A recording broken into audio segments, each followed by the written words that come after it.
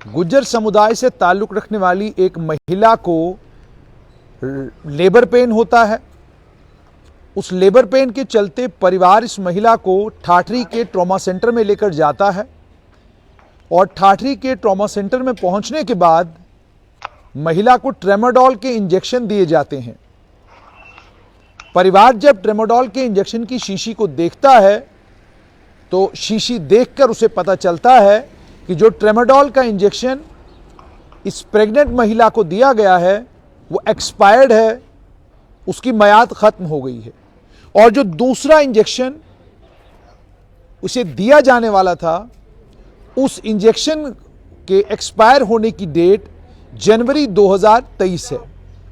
आप जानते हैं बाज़ार में जब आप दवाई लेने के लिए जाते हैं तो एक्सपायरी को लेकर सरकार की जो गंभीरता है वो इस बात से नज़र आती है कि आज जो भी दवाई आपको मिलती है उसका मियाद और उसका समय केवल 2 साल या 2 से 3 साल, इसके ज़्यादा का मियाद वाली दवाई आपको मिलती नहीं और अक्सर आपको फ्रेश स्टॉक ही मिलता है। लेकिन ठाठरी के ट्रॉमा सेंटर में एक गुज्जर परिवार के साथ क्या हुआ, इसकी जानकारी जो महिला है उसका नाम खातून बेगम बताया जा रहा है।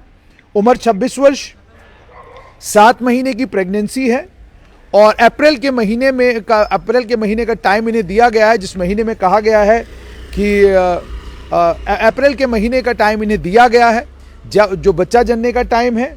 और जहाँ तक इन दवाइयों का ताल्लुक है, इसमें ट्रेमाडोल जो है एक एक्सपायर हुई है 12/2022 में और दूसरा जो ट्रेमाडोल का इंजेक्शन लगाने वाले थे वो जनवरी 2021 में एक्सपायर होने वाला है। परिवार के मुताबिक इस इंजेक्शन के कारण महिला को एलर्जी हुई है, फेस पूरा लाल हुआ है और महिला इस समय ट्रॉमा सेंटर ठाठरी में है। और जिस समय यह परिवार इस महिला को लेकर वहाँ पर पहुँचा तो वहाँ पर केवल नर्सें थी ट्रॉमा सेंटर में। बाद में एक नेता के साथ जब इन्होंने बातचीत की तो उसके बाद डॉक्टर भी वहाँ पर आ गए। क्या कुछ है पूरा मामला, आइए इसी परिवार से सुनते हैं। सबसे पहले मुझे आप अपना नाम बताइए। आरिफ हुसैन सर। आरिफ साहब, मुझे ये बताइए क्या हुआ, कल कितने बजे आप ठाठरी के ट्रॉमा सेंटर में पहुंचे? सर रात को 10 बजे हम पहुंचे हैं। अच्छा, तो उसके बाद क्या हुआ?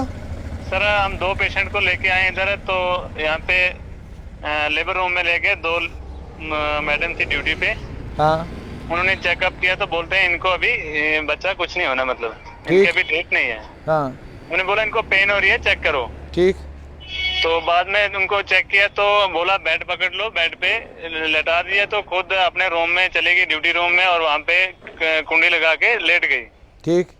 तो बाद में हम कुछ ही मिनट के बाद फिर उनको ज्यादा पेन हो जाता है तो हम जाते हैं, फिर उनको दरवाजे खटखटाते हैं तो आगे से जवाब आता है कि इन गुजरों ने हमें तंग करके रखा है। ये जवाब किसने दिया कि इन गुजरों ने हमें तंग करके रखा है? सर ये 2 जो यहाँ पे ड्यूटी पे नर्स थी जी। उसके बाद? सर उसके बाद वो जाती हैं, चेक करती हैं और बाद में फिर आके कमरे में बढ़ जाती हैं, फिर घुस जाती हैं। फिर हम उनको करते हैं, फिर दरवाजा बुलाते हैं, खटखटाते हैं, बोलते हैं जाओ आप इंजेक्शन ले आओ, उनको पेन का इंजेक्शन लगाते हैं। ठीक। हॉस्पिटल के सामने जो मेडिकल शॉप है हम उन पे आए तो वो बंद थी, कोई भी नहीं खोल रहा था। बाद में दूर से मार्केट से हमने पता किया, एक दुकान खुलवाई, 2 बंदे हमारे गाड़ी लेके गए इंजेक्शन लाने। ठीक। तब तक मैडम खुद इंजेक्शन लेके जाती है और अंदर हॉस्पिटल से ही, बाहर से कुछ नहीं लिया, अंदर से ही लिया उसने इंजेक्शन, पता नहीं अब कहाँ से लाया। तो एक इंजेक्शन लगा दिया, वो ऐसे बेड पे छोड़ा हुआ था तो दूसरा इंजेक्शन भरे थे, यही मुझे कोई पता नहीं था कि कौन सा इंजेक्शन है। कैसे मैंने ऐसे शीशी ली उनके हाथ से कि मैं इसको देखता हूँ इसका नाम क्या है इंजेक्शन का, तो मैंने पढ़ा ट्रामाडोल था वो। ठीक। तो उसके बाद मैं जो ही देखता हूँ उसको अच्छी तरह पहचानता हूँ क्या है इस पे लिखा है, तो वो एक्सपायरिंग डेट लिखी हुई थी। ठीक। ठीक। फिर? तो मैंने मैम को बोलो डेट क्या है, आज तारीख कितनी है? बोलती है मुझे कोई पता नहीं। आप क्यों पूछ रहे हो डेट का? मैंने बोला मुझे जरूरी है, आप डेट बोलो क्या है। फिर लगी बोलने आज है 28 जनवरी। मैंने बोला ये इंजेक्शन पे डेट पढ़ो, बोलती है दिसंबर 2022 का ये एक्सपायर हो चुका है। तो हमने बोला क्या आपने इंजेक्शन लगा लिया? बोलती है हमने एक इंजेक्शन लगा लिया। तो मैंने बोला एक्सपायर क्यों लगाया? बोलने लगी आपको कोई जिम्मेदारी नहीं, वो हम जाने, हमारा पेशेंट जाने और इंजेक्शन जाने। तो आपने ये नहीं कहा कि एक्सपायर्ड इंजेक्शन लगाने का क्या मतलब बनता है? उसी बात पे चली चर्चा, तो सिरिंज भरी हुई थी, एक इंजेक्शन लगा दिया था अब दूसरा इंजेक्शन भर के सिरिंज हाथ में थी, तो सिरिंज मैंने छीन ली है। तो सिरिंज को मैंने डस्टबिन में डाल दिया है। तो वो जो इंजेक्शन की शीशी है तो वो मैंने अपने पास रखी हुई है। ठीक। बाद में वो लगी अल्लाह गुल्ला करने, शोर करने कि आप ऐसे शोर करते हैं, कुछ नहीं होता है, ये इंजेक्शन लगते रहते हैं। अच्छा। हमने बोला कि ये हमारे लिए ही एक्सपायर रहा, बाकियों के लिए डेट वाला रहा। तब तक हम अपने एक नेता को फोन करते हैं। ठीक। नेता साहब फोन करते हैं यहाँ पे हॉस्पिटल में, तो बीएमओ सर बाकी ड्यूटी वाले सब पहुंचते हैं ड्यूटी पे।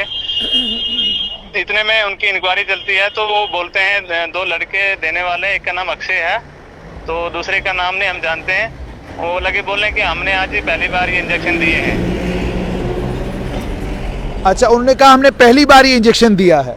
हाँ, हमने ये पहली बार इंजेक्शन दिया है, हमें नहीं पता था एक्सपायर है या डेट वाले हैं। तो आपने उनसे ये नहीं कहा कि जिस वक्त आप इंजेक्शन किसी को लगाने लगते हैं उससे पहले कम से कम उसकी एक्सपायरी देखनी चाहिए, उसका हमने उनको ये बोला कि हमें तो कोई पता नहीं, हम तो सीधे साधे लोग हैं, हमें कोई पता नहीं क्या है, लेकिन आप पढ़े लिखे डॉक्टर लोग हैं, आपको पता होना चाहिए एक्सपायर कौन सा, डेट वाला कौन सा, हमें तो पता नहीं है।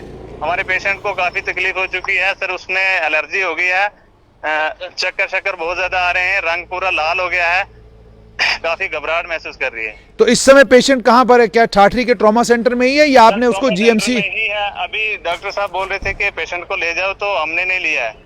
हमने बोला हमें पेशेंट को हम नहीं ले सकते हैं, प्रेगनेंसी है, ये बच्चे और बच्चे की माँ की दोनों जिंदगी का सवाल है। तो आपने क्या उनसे डॉक्टर साहब, क्या आपने पेशेंट को ले जाने के लिए डॉक्टर साहब ने क्यों कहा? क्या डॉक्टर साहब ने कहा कि पेशेंट बिल्कुल ठीक है, आप लेकर जा सकते हैं? डॉक्टर साहब बोल रहे हैं पेशेंट ठीक है, अगर एक्सपायरिंग इंजेक्शन लगता है तो इसका 2 से 10 मिनट के अंदर ही इसका रिएक्शन होता है।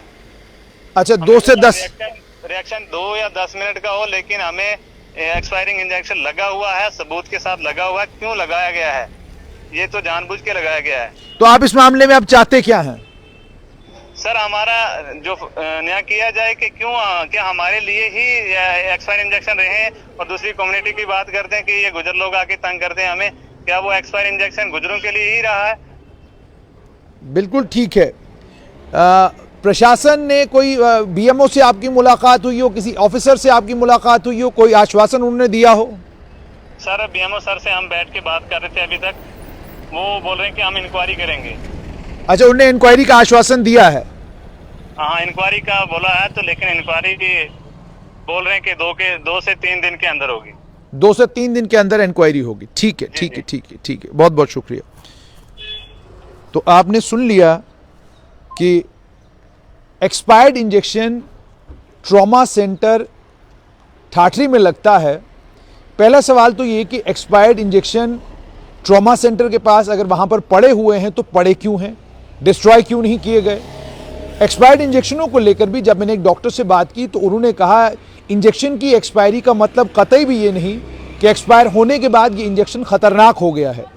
एक्सपायरी का केवल मतलब ये है कि जो असर इस इंजेक्शन में इस डेट तक होना चाहिए था, अब वो असर इस इंजेक्शन में नहीं होगा, अब इस इंजेक्शन का कोई फ़ायदा नहीं होगा और ना ही इस इंजेक्शन से कोई नुकसान होगा, ये डॉक्टर्स कहते हैं। लेकिन एक्सपायर्ड इंजेक्शन एक आम आदमी के जहन में ये बात डाल देता है कि जब एक इंजेक्शन एक्सपायर होता है उसके बाद अगर आप उसका इस्तेमाल करते हैं तो ये जहर बनता है, आपके लिए ख़तरनाक हो सकता है। ये एक आम आदमी की धारणा है। लेकिन डॉक्टर्स से पूछिए, फार्मासिस्टों से पूछिए, फार्मास्यूटिकल इंडस्ट्री से डील करने वाले लोगों से पूछिए, तो वो ये बताते हैं आपको कि एक्सपायर्ड इंजेक्शन का केवल मतलब ये है कि अब इसकी एफिकेसी नहीं रही, अब इसका कोई फ़ायदा नहीं होगा, अब इसका कोई फ़ायदा होने वाला नहीं है। लेकिन सवाल फ़ायदे या नुकसान का नहीं है, सवाल यह है कि अगर ट्रॉमा सेंटर के पास ट्रेमाडोल का इंजेक्शन एक्सपायर्ड है तो क्या फ़ायदा होगा उस पेशेंट को जिस पेशेंट को ट्रेमाडोल का इंजेक्शन लगाया जा रहा है।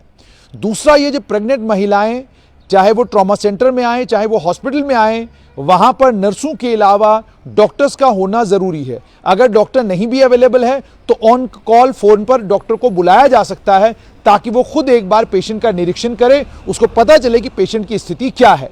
और तीसरा और सबसे इम्पॉर्टेंट सवाल ये कि गुज्जर बकरवाल कबीला से ताल्लुक़ रखने वाले लोगों के साथ आज भी जिस ज़ुबान का इस्तेमाल किया जाता है वो ज़ुबान हमारी जहनियत, हमारी मानसिकता दर्शाता है। हमारे जहनों में चलता क्या है, ये गुज्जर हमें परेशान करते हैं, परेशान अस्पताल के स्टाफ को हर व्यक्ति करता है, हर समुदाय के लोग करते हैं। किसी समुदाय विशेष के लोग आपको ज्यादा तंग करते हो, ऐसा सवाल पैदा ही नहीं होता।